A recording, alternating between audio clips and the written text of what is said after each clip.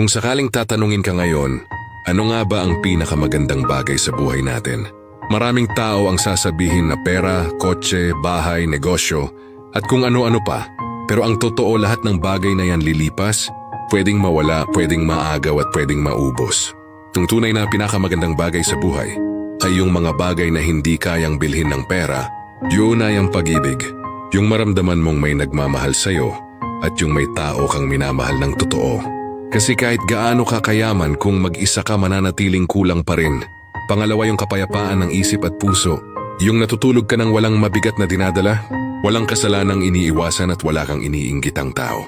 Yung simple ka lang pero kontento. At pangatlo, yung layunin mo sa buhay na alam mong may dahilan ka kung bakit ka nandito. Na sa bawat hakbang mo may direksyon at higit sa lahat, alam mong hawak ka ng Diyos.